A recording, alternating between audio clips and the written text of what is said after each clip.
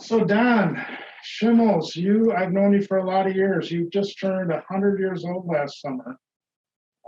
So what are some of the biggest changes you've seen in your lifetime in those 100 years?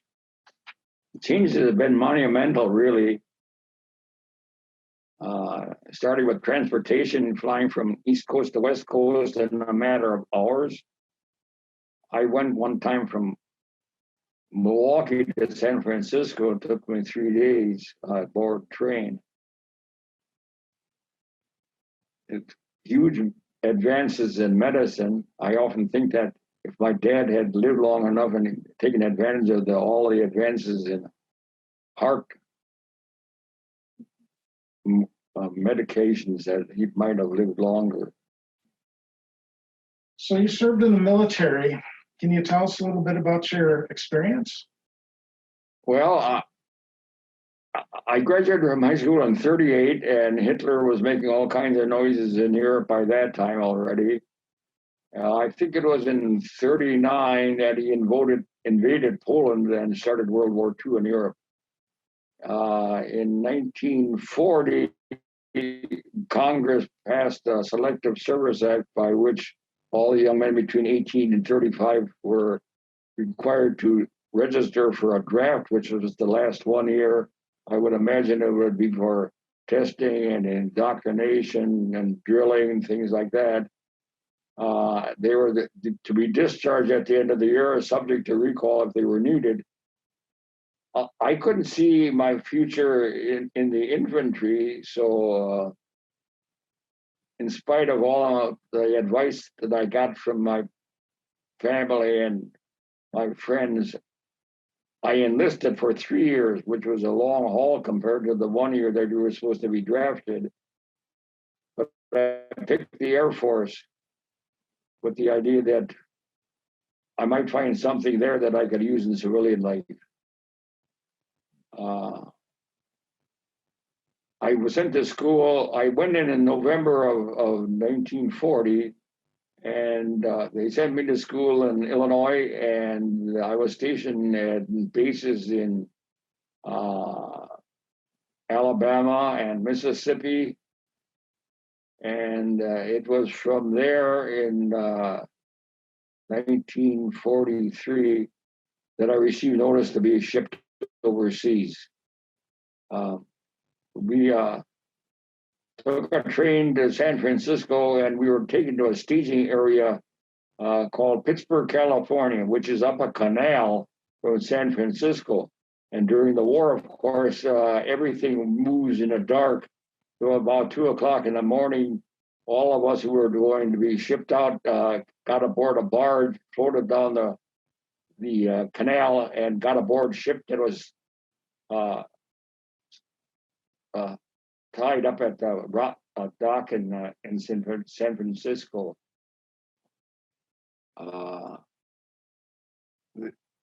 We told to find ourselves a place to sleep, and we did. We woke up in the morning, and everything was nice and calm. And I thought, boy, this is really neat. So I went down and had the biggest breakfast I could find.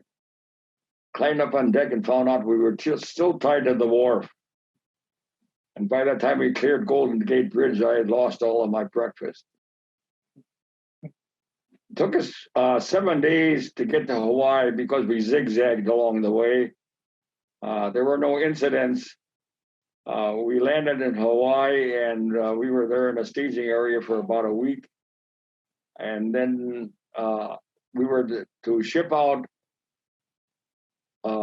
aboard a smaller ship. There was a supply ship, and we were go to Canton Island. Now, Canton Island is a coral atoll, which means that it's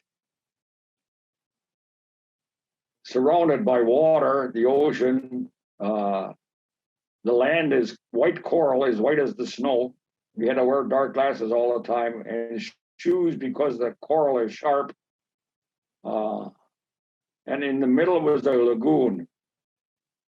In one of the books by, I think, Gillibrand, she writes about some of the sailors who were on Canton Island. They were there before I got there. They would take a piece of meat and hold it at the end of a stick and hold it over the lagoon.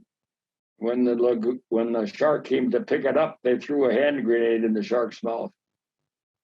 So when we were there, I didn't see any sharks. There were octopus, but not fully grown.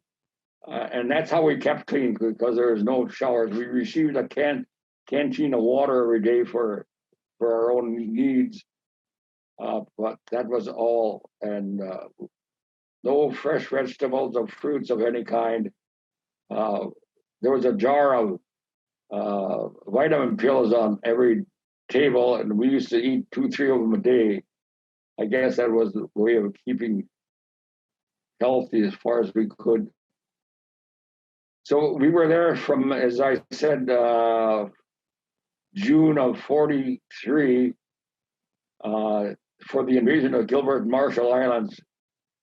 And after that was completed, things died down because there was the main effort was going further and further west, island hopping, they called it. And so I put in for aviation cadet to come back to the States to become a pilot. When I got back, they had a directive from Washington that said, we have plenty of pilots in training, what would need our bombardiers and navigators and gunners. And I saw no future in becoming a navigator or bombardier in civilian life. And I saw the movie, The Memphis Belle, and decided I didn't want to be a gunner. So, but then we were sent to a base in near Syracuse, New York, where C-47s were headed for the CBI theater, China, Burma, India. And the officer in charge told me that if I came along, they would give me another strike. But he said, if you don't come, they might send you God only knows where. So there were about 6 of us, and we decided to take our chances.